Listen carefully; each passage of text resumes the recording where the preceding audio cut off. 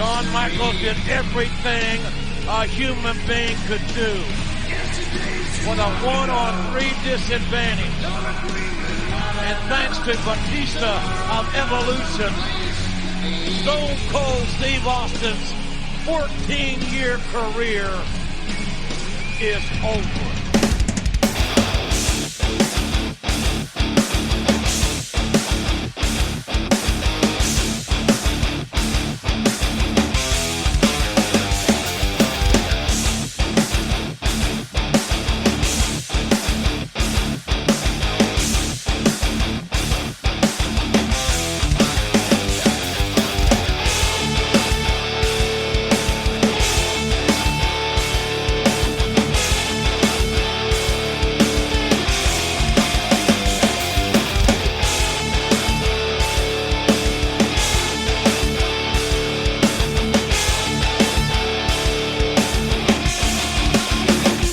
Welcome to Last Match Standing, the podcast where we review, relive, and rank the 100 greatest wrestling matches of all time. As always, I'm Spencer. I'm back! And I love the shit out of you guys. And it's episode 57. It's November the 16th, 2003, from the American Airlines Center in Dallas, Texas. It's Team Austin versus Team Bischoff at Survivor Series. This is the first traditional Survivor Series match on the list. Thank you so much to Glorious AU for the recommendation. And we threw him up on the poll, and here we are. Yeah, here we are. This was a close one, though. It was very, very close. This was tied with another one. It's Cena and Authority. It was so close. And I feel like they're similar stories, but I just think this one's better. Yeah, I don't know. We're going to get into it for sure. And, of course, the reason why we're doing a traditional Survivor Series match, it's the week of Thanksgiving. Happy Thanksgiving, everybody. Yeah, here in the States. So we're grateful for you guys listening more than anything else. And I'm grateful for both of you guys sitting at the table with me as well. You know what else I'm grateful for? Corey Constantine on our episode last week. Oh, man. Fantastic. Loved it. A great guy. Really, really glad he was able to join us. If you want to book him on your show upcoming, we put all of his information in the show notes for last week. That's absolutely right, and we can't wait to have him on again next time. But let's get to November the 16th, 2003. There's a lot to talk about, right? It's a traditional Survivor Series elimination match, so obviously there's going to be 10 guys. But you know what else there is? Mike Chioda with Frosted Tips, ladies and gentlemen. For the first time on the podcast. With frosted tips. Yeah. Absolutely. You know, the person sitting in front of me has frosted tips right now, too. It's 2003. Yeah. Woo! Mike Chioda having frosted tips is the most 2003 thing about this match. I love it so much. It's but so guys, fun. do you know what happened immediately following this match? Everyone drank beer. No. I mean, like the next thing that happens in the night. Oh, yes. Vince McMahon bled like a sink. After that's one right. straight right hand. Oh, Yeah. That's right. That I just immediately after this That's match. the next Guys, match. I watched the whole show. So I always look back to this match as the gold standard of Survivor Series matches, but honestly, I feel like Survivor Series 2003 was one of the best booked pay-per-views they ever put on. Oh, it's a great show. It's a great follow-up to my personal favorite pay-per-view of all time, Survivor Series 2002. Hey, Oh, yeah? that one's really good too. They used to, like Survivor Series used to be such a big deal, but admittedly, I feel like Survivor Series done right is a thing of the past. I used to absolutely love Survivor Series. It's the elimination style matches. It's always been a favorite, of mine is having anything elimination. I'm in. I'm totally in. But it seems like over the years, high stakes storylines surrounding traditional Survivor Series matches have just disappeared. It's all about bragging rights. So I wouldn't necessarily agree with you that good Survivor Series matches are a thing of the past. I think the floor for Survivor Series matches has actually gotten higher. I think so, too. With these the women's 5-on-5 matches and the men's, I agree like that the storylines aren't necessarily better, but I think the matches in quality have been fair in the last couple of years. What was the year we got Raw versus SmackDown versus NXT? That was last That was a year, lot of yeah. fun. Yeah, so I think they've done okay, but you're absolutely right. There are a few moments since this match in 2003 that you really cared about the outcome of the Survivor Series. Well, I felt traditional like match. every match you gave a shit was on the pole. Yeah, that's a really good point. So some would say that the Austin Bischoff story started all the way back in 1995 when stunning Steve Austin was fired by Eric Bischoff after an honestly highly successful multi-year run in WCW. But Bischoff told him that he was not marketable and difficult to work with. And it's true. Austin did have some guys he refused to do business with, but he's probably the biggest mistake of Eric Bischoff's career, firing Steve Austin in 95. You know what my favorite thing about like that story is? If you've ever watched the documentary is 11 years old now, but when he was interviewed for his like really like career retrospect documentary, they talked about this. They said, "I understand why Eric Bischoff fired me, and I completely understood it. At the time, I didn't. I was mad as he just keep having to censor him, but like I completely understand it. I agree with why he did it. Not at the time, though. But could you imagine WWF in 1996-97 without Steve Austin? I can't. I mean, what is WWF without Steve Austin in the Attitude Era? Well, I literally can, but yeah, I probably shouldn't. Well, he was just one of the boys until like 98. But perhaps more accurately, this one all started in July of 2002 when Vince McMahon brought in the brand new general manager of Monday Night Raw, the last man on earth anyone was expecting, Eric Bischoff. You know, you don't realize this, but it takes a real son of a bitch to be successful in this business. So from one son of a bitch to another, allow me to introduce you to the new general manager of Raw. His name is Eric Bischoff. I cannot believe this. I'm absolutely in shock. It's him. I can't even begin to tell our viewers, our new viewers, what this is going to be. I used to sit in the same broadcast booth every Monday night with Vince when he would wish death upon Eric Bischoff. And now they're hugging each other. Look at this. They're probably picking each other's pockets. That is still like one of the best, like, what the fuck moments in the history of Raw. And when Vince made the call to Bischoff, Eric was ready to take the job. It was a combination of like the sincere tone in Vince's voice over the phone, wanting to bring him in, and the desire from Bischoff like Bischoff says in an interview that he wanted to end his career on a high note, because you cannot say that it necessarily ended on a high note in 2001. Well, he had unsuccessfully tried to purchase WCW and put it back on TV, but they pulled the TV deal off from under him. It's like, well, I can't buy it. And he famously said that without television, WCW was worth around $50. Wow. Man. Without TV, you've got nothing. That's why it sold for, I think, what, 2.5, I think is what it sold for? So Bischoff looking to sort of, like he said, go out on a high note, but as a talent, and not so much get, bogged down with too much beyond being that character that he can be.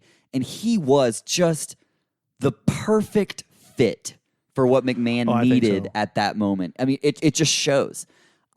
What is more interesting than that is that this is his second attempt to bring Bischoff in.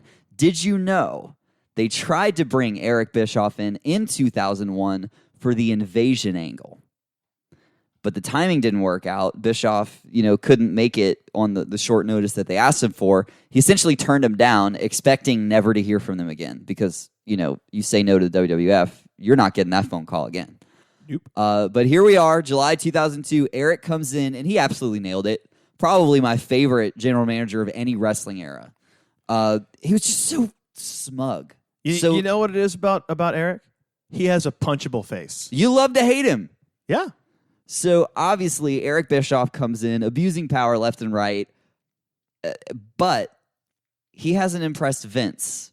McMahon shows back up and tells Bischoff he wants him to take Raw by the throat and choke Raw. And he hasn't done that, so he gives him 30 days to turn it around. Or... You're fired! Whoa! Well, he was kind of getting his ass kicked by SmackDown every week, so.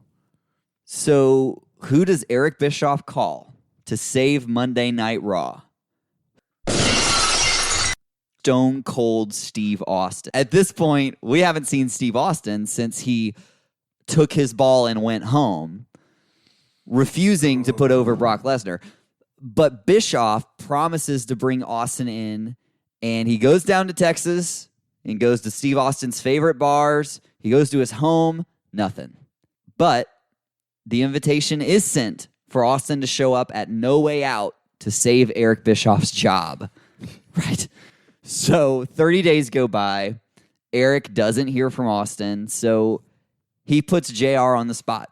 And he says, JR, look, you're Austin's buddy. If Austin doesn't show up, you're fired. So JR, frantic, is calling Austin, no avail. And that was my impression of a frantic JR. Vince rolls up, finds out what Eric's up to, not so happy about this Hail Mary. Bischoff is fired after 30 days. No Steve Austin.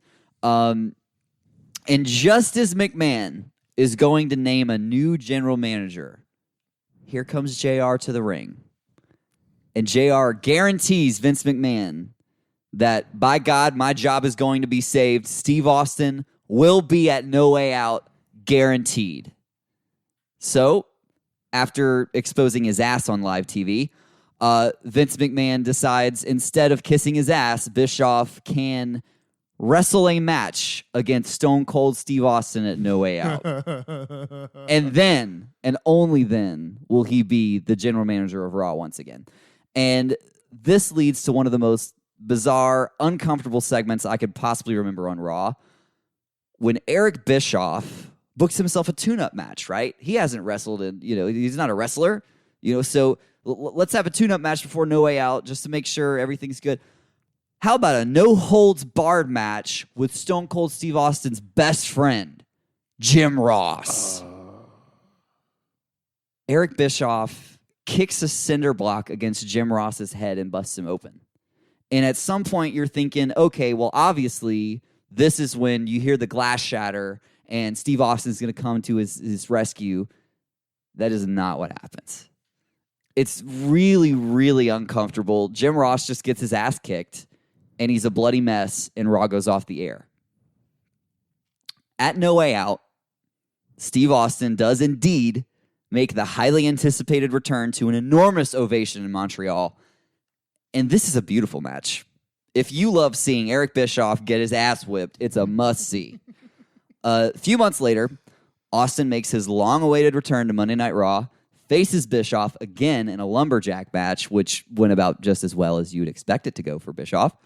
WrestleMania 19 comes and goes. Austin would lose to The Rock in his final match. Yep. And transition into a new role as Linda McMahon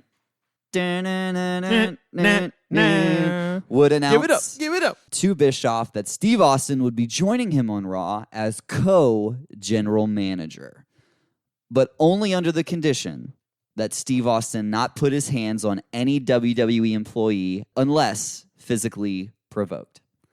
After a while, Steve starts begging people to provoke him. And all the heels use this to their advantage. And they all get under his skin. What I love about this is when he finally gets his hands on somebody. I remember it's Jericho.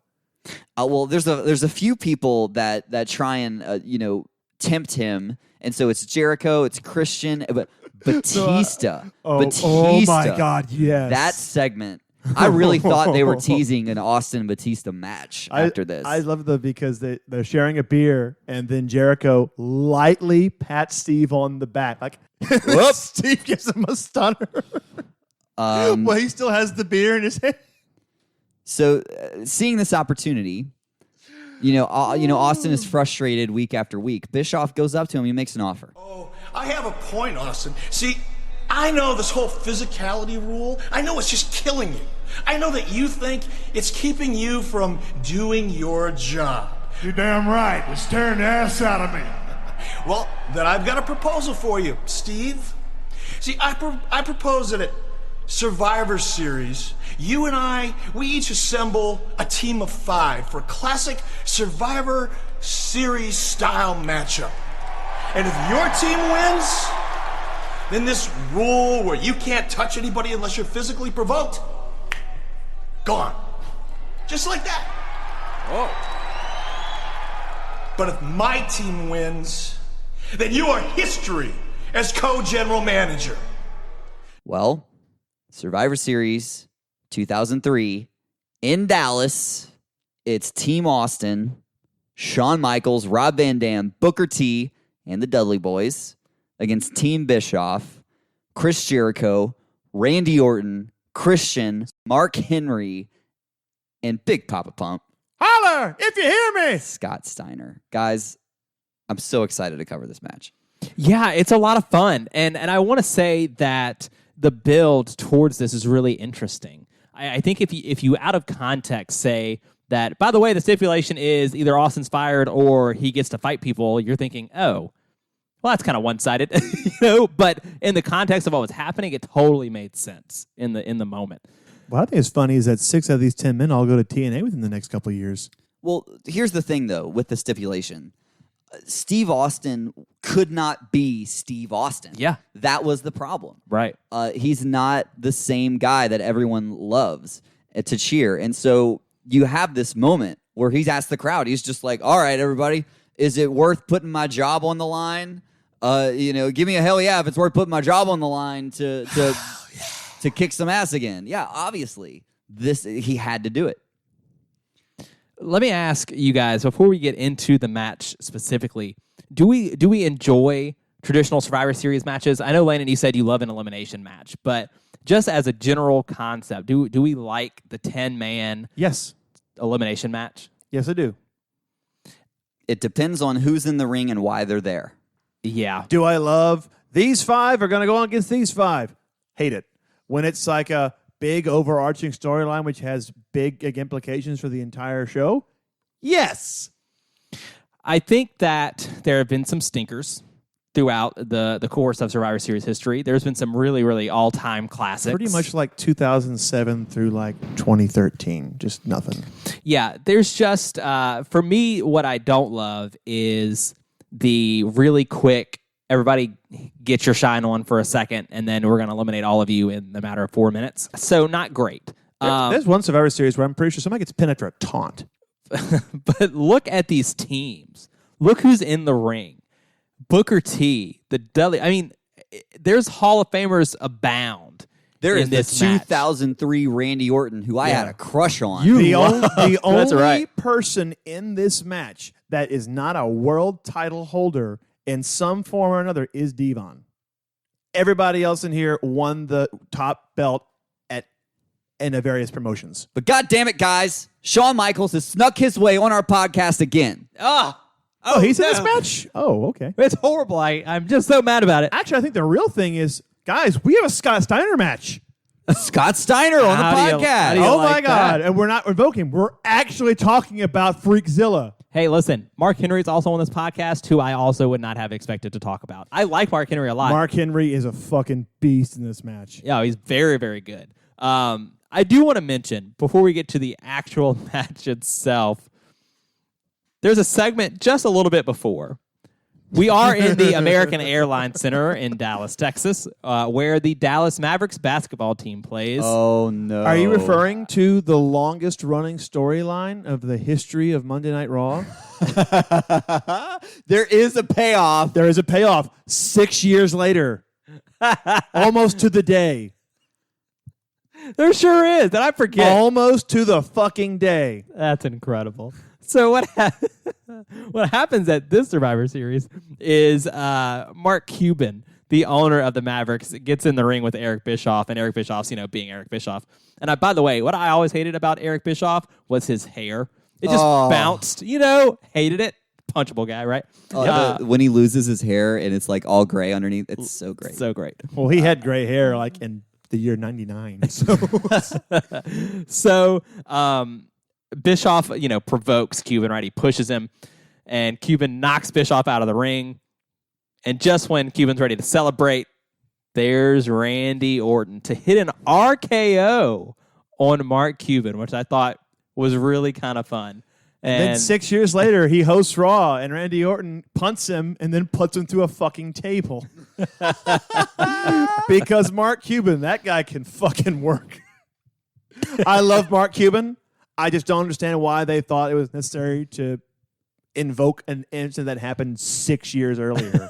it's so And funny. this crowd is hot for this one. Man, they love it. And I love at the jump when the entrances start, the first thing you hear is JR saying, "This is the biggest match Stone Cold has never been in." Yeah, I'm like, he's never been in a traditional Survivor Series match. And it also sort of tells the story like this is the biggest match of Stone Cold's career that he's not even fighting in. Right. You know what I mean? Like I love that. I love that a lot. And so the story they're kind of telling is Stone Cold has to put his trust into these five guys. And let's face it, trust is not the first word you think of when you think of Stone Cold Steve Austin. T-A. Well said. I mean, he's never done that throughout his entire career. And seeing the way that he communicates with the folks in this match, and obviously particularly Shawn Michaels. Yeah. It's Well, I mean, the segment where he asked Shawn Michaels, like, "Hey, I need you." yeah. And Shawn's like, "We have unfinished business, Austin. But you guarantee I'll be there." I kind of like just chills like a little bit. Because their feud was never officially settled. No. Just think about that. Michaels had to step away. Yeah, think about that. WrestleMania 14, Austin Michaels, right? Austin gets the big win. Michael steps away. And then now here we are, right? Several years later, and Austin's job is in Michael's hands. And they invoke that on commentary as like, Shawn Michaels took 4 years off because Austin retired him. I'm like, and now he's fighting for the future of Stone Cold's career. It makes the last... teared up a little bit. I'm telling you, it It's makes the like- last 10 minutes of this match surreal almost. Yeah. When you really consider what's going on in the ring at that point, like, this guy ended your career, and you are the only thing that can potentially keep him employed. Right. So let's think on paper here. When you look at these two teams, you've got Rob Van Dam, who is at this point the Intercontinental Champion. You've got the Dudley Boys. They're the tag champs. On paper, who do you think has the advantage before you go into this match? On paper, oh man. When you look at it, it's like, okay, we have a very established tag team.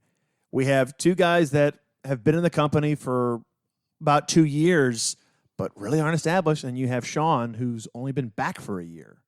So, like, on paper, the Dudley Boys kind of are like the two, like, let's do this. Because everybody else has either have only been in the company for a short time or have just returned. Well, it does start off with Devon Dudley and Christian, and the energy right from the get-go is insane. Oh, yeah. Like, I think people forget that, yeah, they're both known as tag team guys. They can both go, and they do, and they look great. Oh, man. Devon's flying clothesline where he just barely misses, but, like, he still sells it because he goes clear over Christian's head. Who else is crazy athletic in this one is Rob Van Dam. I thought you said Mark Henry. Yeah, listen, Rob Van Dam, I love this because he gets in the ring and then Chris Jericho gets in the ring. And listen, Rob Van Dam is playing all the hits.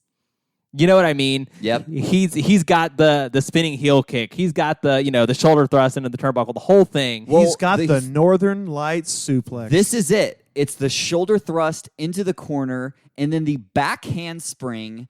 And then Jericho runs at him. Oh, well, wait a minute. I just did a back handspring. Let me do that again. But With Chris let's do Jericho. it with a Northern Lights suplex. Beautiful. Ridiculous. It's just But- as smooth as water. As if to say, what's the best way to summon Scott Steiner? Do a few suplexes. Yep. And then here comes Freakzilla. Dun, dun, dun, dun. Good Lord, does he You do some... said suplex? Does he do some suplex in this match? And by the way, gentlemen, our last match standing, sign of the night, Weakzilla. That's Aw. pretty. When he gets tagged in, you see a big Weakzilla. That's pretty good. Scott And I think Steiner. he saw that, so he just takes RVD and just throws him over his head with Man. no effort at all. It looks like that specific belly to belly, like over the top throw that he does. weak? Huh? Just throws him over his head. I'm just like, I'm pretty sure Rob Van Dam just landed on his head. He did. You know what I mean? He's Like, a professional at landing on his head. Scott Steiner's arms are the scariest arms in pro wrestling. Hogan thinks he has pythons. Well, what I always loved about Scott Steiner is that his bicep had like a sub bicep because like Yep. you'd see him flex and then he'd flex like, what the fuck is that? Like it would just appear out of nowhere. And I'm like, and he'll be the first to admit that those muscles were pharmaceutically enhanced. But you look at him in like the early 90s, he was fucking huge. Man, And then he got even bigger. and you know who else really impressed me in this match?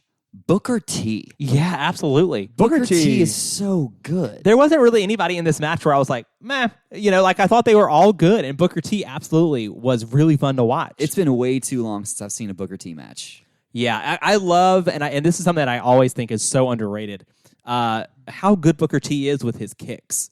Oh my God, Booker T is like he is like so fucking underrated. It's criminal. Well, and he gets the first elimination. He does. But what I do love before that happens, he hits the scissor kick, does a spin Rooney, fuck yeah, spine buster, 2 count. Both teams hit the ring, and all hell breaks loose. Like here we fucking go. But low blow and the Steiner recliner. Oh, yeah.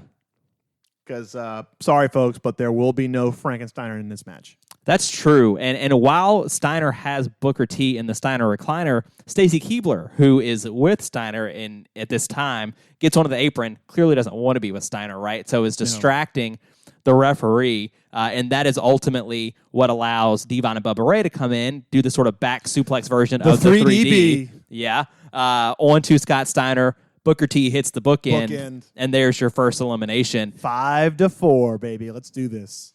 Doesn't last very long. No. Mark Henry gets to the ring and shows everybody why he's called the world's strongest man, eliminates Booker T in pretty quick fashion. He flattens everybody.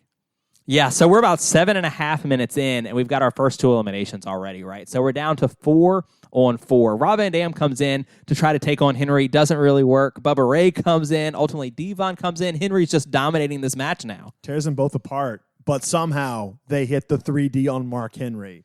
I don't Followed know up how. by a beautiful 5-star frog splash. There's something I love about the 5-star frog splash with Rob Van Dam because so many times when it happens, you don't even know it's going to, and it just comes flying across your screen, right? And it's this absolutely guy this type too. distance with it. It's insane. You know, he knows how to get high.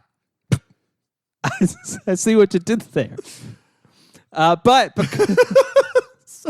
Henry gets eliminated. that's right. And I didn't realize that was going to land so well. I liked it. I mean, I don't know. It was unexpected. I don't know. The frog splash did land pretty well. It did. And Mark Henry now makes it to where Austin's team is up 4-3. 4-3. But you know my favorite thing about the frog splash? Every time he did it, he sold the ribs so much that it hurt him more to do it than the person he hit with. You know what I mean? He always sold like he was in agonizing pain when he landed that frog splash. And Jericho comes in to deal with RVD, but gets in some trouble, so tags in the man, Randy Orton. And this back and forth with Randy Orton and Rob Van Dam is some of the best action in the whole match. It really is. I mean, RKO on RVD is gold every single time. But is this the first time Randy and RVD share a ring? I'm not sure. It might be. It could be. But RKO, enough to get the win and eliminate Rob Van Dam. Yeah, just like that, 3-3. 3-3. Wait a minute. Randy Orton just pinned the Intercontinental Champion. I wonder if that might set something up. It could. Randy Orton is one of my favorite Intercontinental Champions of all time. He's the greatest Intercontinental Champion of all time. I don't Sorry, know. Honky. I don't know, man. It's RVD. It's RKO. Jericho. Hey, just because quantity and quality are 2 very different things. Jericho had some of the best feuds with that belt, though. He had a feud with Bob Holly over that belt, damn it. I feel like you're not doing very much to convince Landon on that end. 2008, 2009 against Rey Mysterio. Backlash 2004, end of story. Yeah, I didn't watch it, so. It's your loss.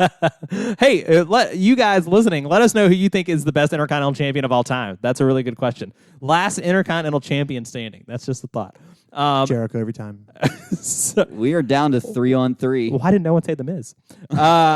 Because he's more notable as the world title. Duh. That's right. So Devon comes in to face Randy Orton, and he's able to hit a headbutt off the top rope. And I was like, oh.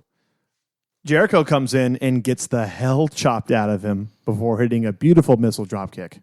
I love something that JR says here because it's just Jim Ross. And he's talking about how much Austin needs to win this match. And he says he's got to win this Red River Shootout, which is the Oklahoma-Texas rivalry. Oh, my That's God. what they call it, right? Yeah. And so that's the biggest college football game of the year for Jim Ross. And so I just thought it was kind of funny that he referenced that. Well, he comes up, his walk-up music was Boomer Sooner. Oh, absolutely. Absolutely. And I love when he went to the Hall of Fame. It's always good to hear Boomer Sooner here in Texas, and he gets booed. Damn. It's like, fuck you, Jim. I love it. I love it. But Jericho is in the ring with Devon and is able to hit him with almost a sling blade, kind of. Yeah. And that's what eliminates Devon Dudley. So just like that, Bischoff's team regains the advantage 3-2. And I really think the elimination of Rob Van Dam is where the second half of this match starts. We'll say Act 2 because Yeah. Act 3 comes shortly. I absolutely agree. Oh, man. I got to tell you, though, looking up and seeing an entire crowd clapping their hands in support of Shawn Michaels is an amazing feeling. I don't know if it's this crowd in particular or if it's that, crowds just don't get well lit like that anymore or, we don't really see crowds at wrestling shows right now. It's just What are something you talking really... about, man? Thunderdome. They're all well lit. I will say that I think something that's very smart here is this is the first time Shawn Michaels gets in the match. Yeah. They wait until they're already down to 3-2. Well, he's the ringer. You got to set the ringer for last. Yeah, I think that's just a really good way It's to tell the smart. story. I think It's it's smart. very smart. Bubba and Devon get eliminated in short order after this, I would say. Yeah, we get the Unprettier, a.k.a. the kill switch.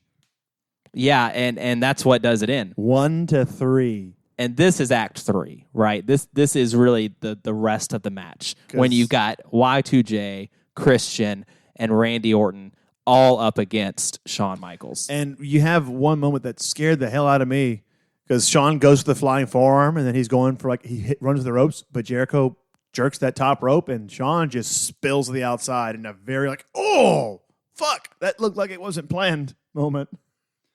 I hope it was planned because the next thing to happen is Michaels gets catapulted into the post on the outside. And if you look real close, you can actually see him blade as he's being catapulted. You can see the hand go up. Smooth motion. He gets picked up, and the hand comes down, hits the post, and he is, good Lord, is he covered in, well, my God, the amount of blood he loses here. JR. Holy shit. It's one of his go-tos, bleeding like a stuck pig.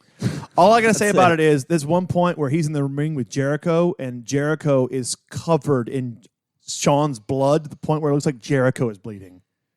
It's scary. Yeah, the blood is outrageous, right? And Shawn's a good bleeder. He always has been. I mean, it's a weird compliment, but yes. Yeah, so Shawn and Christian are back in the ring. Christian goes for the this. Unprettier. Christian does the Shawn Michaels pose Yeah, before the Unprettier. but Shawn's able to reverse it. And then sweet chin music, and then he just falls onto Christian because he's got Collapses. nothing. He's got nothing, just falls on top of him and somehow pins him. That may be my favorite cover Yeah. of anyone. And only Shawn can do it the way he does it. Yeah, like he's, I got nothing left. I'm just going to fall. I've seen Ziggler do it in a very similar way where he hits a super kick and then he just collapses, but nobody does it like Shawn. No. Yeah. I mean, it's something that Corey said last week. It's just the psychology. You have to know what you're doing. And I think people try to emulate that, but you just can't do it. I think one of the most impressive thing that Shawn does in this match is when he is selling how beaten down he is. When he's like pulling himself up by the ropes and he can't stand up. He's trying to tune the band up, but he's literally like one arm on the ropes and he's just barely does it like three. He does it 2 or 3 times. Like he can't even stomp his foot in the mat because he's so worn down. Right.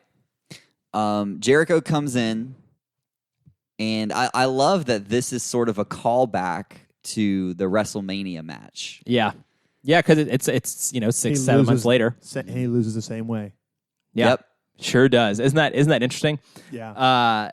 I do love because Jericho and Orton sort of tag in and out a little bit during this moment, and Orton, when he gets in the ring, is vicious with Shawn. You can hear him yelling, "Bleed, you son of a bitch!" Yeah. Right? You can see the front go, oh. I love this moment though. As Jericho gets defeated, you can see it looking. It's like, God damn it, the same way. Yep. He's not. No, he gets the chair and lays Shawn out. What is it? He says something to Austin. Austin's like, "Oh yeah, you lost, you goofy son of a bitch. Here's to you." Flips him off. I want to know what Jericho said because he said something that it looked like it really pissed Austin off. He just goes, "You what? Yes, cry baby, you lost." Orton goes for the cover after the chair shot, but Shawn still has some gas left in the tank. This last, 4 minutes of this match, when they keep showing sort of Austin in the background, sweat, cheering on Shawn Michaels, it's emotional. Yeah, he is dripping sweat out of him, isn't he? Wouldn't you? Yeah, I love this because Orton misses the crossbody. He takes out Kyoto. And, And his frosted tips. but this is when I was mentioning when Shawn has to like pull himself up by the ropes, and he's going to do it. He's going to have the sweet chin music. And that no good son of a bitch, Eric Bischoff. Oh, I didn't see Nick Patrick anywhere. I told you, I was sure this is the match where he comes down and JR just has a conniption. Like, that no good son of a bitch, Nick Patrick. And I'm like, I thought that was this match. No. It's not. No. Eric Bischoff. Eric Bischoff runs in and he gives Shawn the martial arts kick in the ribs. And that's all Stone Cold Steve Austin needed to see. He runs in, beats up Bischoff, gives a stunner to Orton, who almost flops out of the ring. He is literally hanging off like the second rope. His legs are out of the fucking ring. But as Stone Cold is chasing off Eric Bischoff, who else would show up but the animal, Batista? And he hits probably the stiffest sit-out powerbomb I've ever seen in my entire life. The beast has been unleashed. And I mean, I love JR. Like, God damn it, what's me doing out here? Why is Batista here? God damn it, kick out, Shawn. No, not like this. Oh, damn. And he throws the headset down. and Orton covers Shawn Michaels Pins for him the after 3 the- count. By the way, Batista power bomb streak will never die, baby. Woo! When Randy Orton gets the pinfall on Shawn Michaels, the arena, silent. You can just hear the... Right? You can hear Bischoff's music playing. Well, I love it because when the bell rings, Steve turns on, yeah, It's I'm actually back. it's the Evolution theme. That's Yeah, right. But you could literally see like the realization sets because Steve hears the bell. And he turns on, yeah, and then he starts walking back. But he's like, you're right, he hears the Evolution music. He's like, what the hell happened? And he gets in the ring, and then Shawn's like, I'm sorry, Steve. I let you down. Listen, let me tell you something. That look from Shawn, bloodied. He can't look at him. He's like, I'm sorry. No, he looks at him and It's very much like the Ric Flair WrestleMania 24. I love you. I'm sorry. I love you. that is definitely the feeling that I get. He says, I'm sorry. I let you down. He does. It's heartbreaking. Do you think Steve Austin was emotional after this match? I honestly think the reason why they will go backstage before he comes back out was like, we have to go backstage. Nope. I can't fall apart in front of the crowd. Well, he went backstage and he comes back out. And can we listen to the farewell right here? Yeah, I think we need to. I started my career in 1989 right here in Dallas, Texas.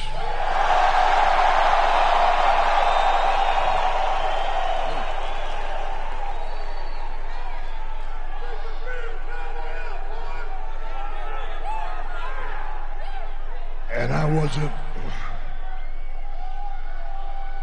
looking for it to end tonight. And I ain't happy about a damn thing. But if it's gonna end, at least the one thing I feel,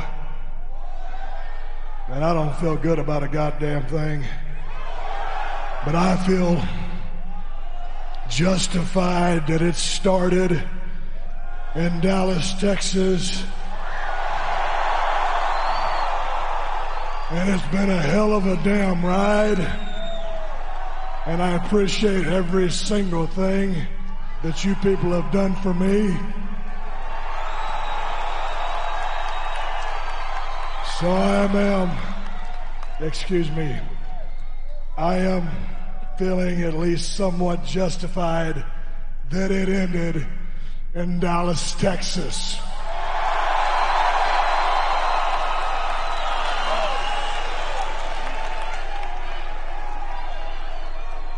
And there's been a lot of ups and downs, and it's been a hell of a ride, and there's been some good times, and there's damn sure been some bad times.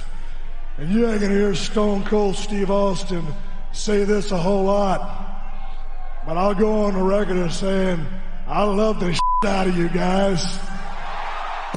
Just the absolute best of the best. I honestly think had Coach not come out, that I think Steve would have broken down, because you can tell that, like, that's not Steve Austin, that's Steve Williams going, well, shit, my career's over. Those security guards bump really, really well. It's almost as if they're indie wrestlers. And you know what? I want to give credit to Coach here, because it wasn't the last Stone Cold Stunner ever, but it very well could have been. And he took it like a champ. Yeah, and I think everyone would have been okay. You know what I mean? It's Stone Cold Steve Austin. He can't go out teary-eyed. He's got to go out by whipping somebody's ass. Yep. And I think in 2003, it's okay that it's Jonathan Coachman. He walks out, leaving the 2 beer cans in the middle of the ring. Love the shot. You have to. Love the shot. It's really, really good. And then the next match would be The Undertaker versus Vince McMahon in Buried Alive. Good shit. That's your main event, gentlemen. Actually, the main event is Goldberg and Triple H. Oh my God, you're right. Yeah. I forgot about that. Oh, apparently so did everybody else. So, favorite moment? Honestly, the fucking 3D on Mark Henry and everybody jumping on top of him. I love that shit. That's a fun moment. That's really fun. The Spinneroonie. I'm sorry, I love you. I can't beat it. I can't.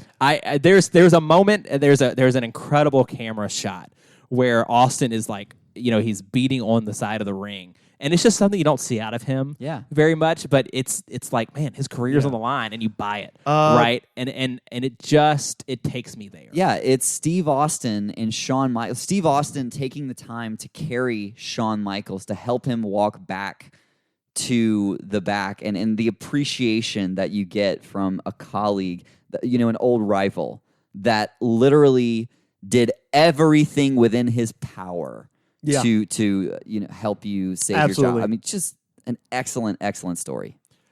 Christian. That's it. Just him being here. I love Christian.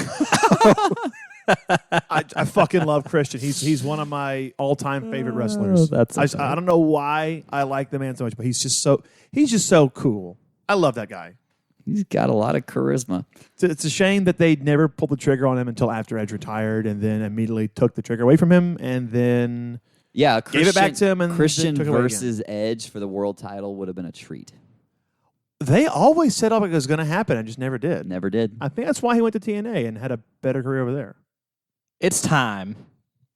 We are nearing the end of season 3. And for the 57th time, we have to put this match on our list of the 100 greatest wrestling matches of all time. Who wants to go first? I'm so glad you asked, because I know exactly where I want this match to go. I'm ready.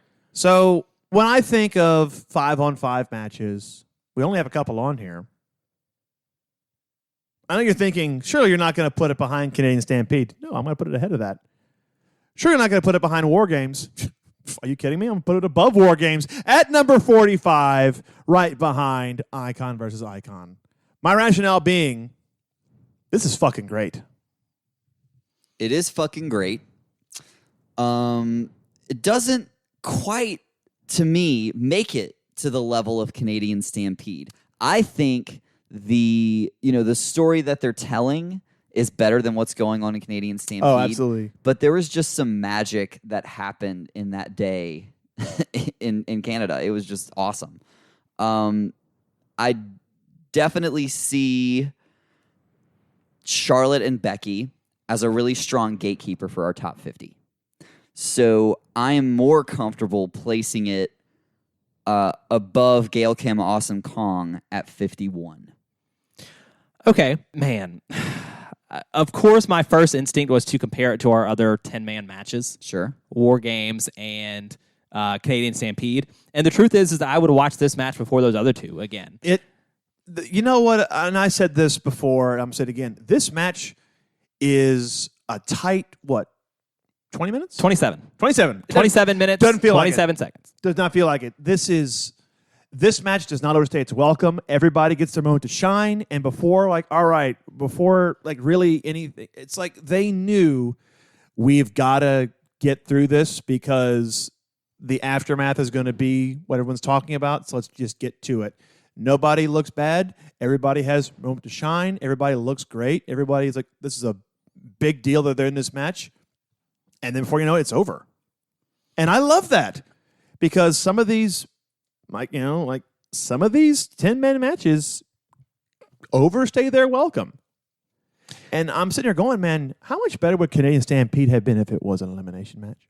I don't know. I think traditional Survivor Series elimination matches are limited because they're elimination matches in some regard. I don't know. Just the drama. You cannot get that kind of drama from another kind of match, in my opinion. Well, I understand. But for me, and this is how I feel oftentimes in elimination matches, is we have to rush things in some regard to get to the main story we're telling. I mean, there's a couple moments where I kind of feel they're rushing a little bit, but even then, it's like everyone still gets that moment in the sun. Everybody does in this match. I will tell you, ultimately, and when it comes to my ranking, when I look at the list and I look at the top 50, right, and because that's kind of around Canadian Stampede sitting there at 49, and I think about the story that this is telling, and I think about the last 15 minutes of this segment where it's Shawn Michaels trying to be the sole survivor in this 3-on-1 situation, trying to basically fend off the inevitable. There's nobody that plays that role better than Shawn Michaels. No, it's uncanny. And King and JR, they say it. They talk about how they're a believer of Shawn Michaels, right? And it reminds me so much of the 2002 SummerSlam match, right? Believing in Shawn Michaels. And so I do know that I probably am just a little bit partial because of that story they're telling with Shawn Michaels, but the correlation with Austin and WrestleMania 14 and trying to save, Austin, and they say it, is arguably the most popular superstar in the history of the WWE. And so the fact that Shawn Michaels is the one that's trying so hard to save his career. Despite the fact that Austin ended his in kayfabe. Yeah. In storyline. In real life, he had his back and he had his drug problems. But in the canon of WWE, this man ended my career and I'm risking my life to save his. It's a hell of a story. Yeah, it is. That's why I put it above Canadian Stampede. Yeah, this is a hard one. This is a really hard one. It's really hard.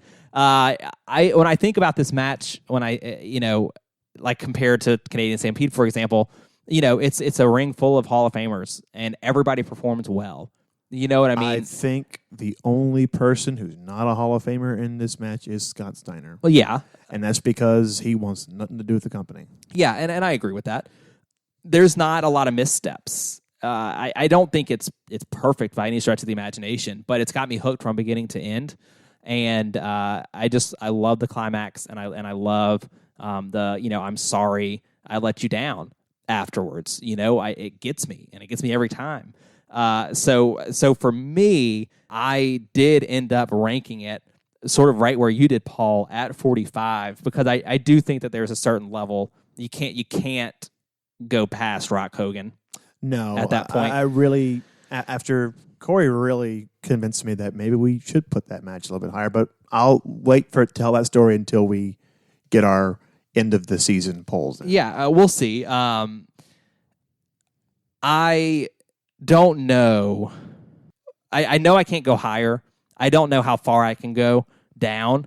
I do, Landon, agree that Charlotte and Becky is a really good match for number 50. Really, really good. And so I'm also kind of torn on whether or not this should go above or below it, because I like the idea of keeping it at 50. This, like these other 10-man matches, is a tough one to rank because they're so different than everything else we have. Yeah, well, I will say that if we're going to push it past 50, that I wouldn't go farther than Rock Hogan, like you said, and I'm comfortable putting it underneath Rock Hogan at the new 45, because I do think the story that they told in this multi-man match far overshadows what was done in War Games. Well, they actually had a wrestling match. And I love War Games, and that's arguably one of the best ones. But if even the best one is still a little sloppy, but like I said, I'll say the same thing I said when we reviewed that match. That match is short and sweet. They knew that once we get all 10 minutes, it's going to be a clusterfuck, so let's end it fast. Yeah, I mean, if I'm looking just for the sake of doing it, is Survivor Series 2003 Team Austin versus Team Bischoff, is it better than Charlotte Flair, Becky Lynch? Is it better than Canadian Stampede, CM Punk, Undertaker, Dean Malenko, Rey Mysterio, Alundra Blaze, Bull Nakano? These are tough questions, and I don't know if I know the answer to each one of those. I think I would tell you that I think it's better than Malenko Mysterio. I think it's better than Canadian Stampede, but I'm not necessarily sure about the other ones. That is probably the most honest thing I've heard since we started doing this podcast. Like, man, how do you argue with that? Like, you can't. You really, really can't. It's just one of those, like, fuck, man. Like, why do we do this to ourselves every week? I think what's going to help a lot is our season 3 finale. Yeah, we're going to take a look at whatever all the listeners think in the end of season poll. And I think that side-by-side comparison is going to help a lot. I think I'm very comfortable with right now placing it at 45. Okay. Well, then there it is. Team Austin versus Team Bischoff from Survivor Series 2003 is, for now, number 45 out of 57 on our list of the greatest wrestling matches of all time. But man, am I glad we were able to put a traditional Survivor Series match on this list. Yeah, me too. It's like one of the last checklist things we haven't done yet. Yeah, there's a few more to hit, but the good news is we've got 42 matches to go, right? Yeah, we've got 3 more episodes this season. Man, 58 and 59 is going to be super. But we've given 2 hints towards our season 3 finale. If you remember, hint 1 was it's for all the gold. Hint 2, the action will be nonstop. So that means hint 3. The hint this week is this one all started with a headbutt.